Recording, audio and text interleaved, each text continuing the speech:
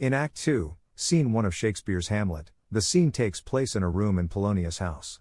Polonius, the Lord Chamberlain, instructs his servant Reynaldo to spy on Laertes, Polonius' son, who is in Paris. Polonius advises Reynaldo to inquire discreetly about Laertes' behavior, associates, and activities. The cunning Polonius suggests that Reynaldo should use indirect methods, spreading false rumors about Laertes' actions and observing how people react. Polonius hopes to gather information about his son's conduct through these insinuations. Reynaldo is reluctant to engage in deceitful practices, but Polonius insists on the importance of the task.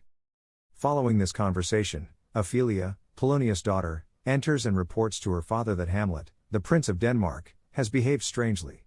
She describes an encounter in which Hamlet, disheveled and pale, appeared before her. Polonius concludes that Hamlet's erratic behavior is a result of his love for Ophelia, and he decides to inform King Claudius. The scene reveals Polonius' manipulative nature and sets the stage for the unfolding complexities in the relationships between the characters. It also highlights Hamlet's continuing erratic behavior, adding to the overall sense of intrigue and tension in the play. In Act 2, Scene 2 of Hamlet, Claudius and Gertrude welcome Rosencrantz and Guildenstern, childhood friends of Hamlet, to Elsinore. The king and queen reveal their true motive for bringing the friends to the castle. They want Rosencrantz and Guildenstern to spend time with Hamlet, assess his mental state, and report back on whether anything sinister is bothering him. The friends agree to help, suggesting that they may not be true friends to Hamlet.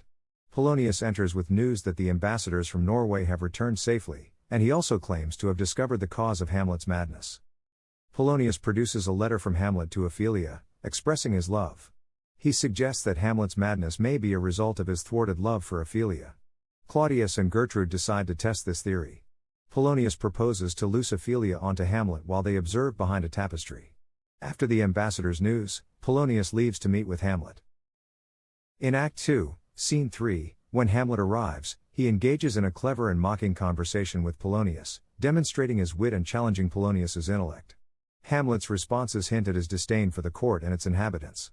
Polonius, concerned by Hamlet's behavior, decides to use Ophelia to further investigate.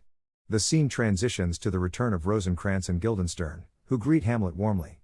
Hamlet, suspicious of their motives, presses them to reveal the true reason for their visit. Eventually, they admit that they were sent for by Claudius and Gertrude. Hamlet, disappointed by their loyalty to the king and queen, continues to play with them, pretending to be mad. As the scene progresses, Hamlet learns that a troupe of actors is arriving at Elsinore. He welcomes them enthusiastically and decides to use their performance as a way to test Claudius's guilt.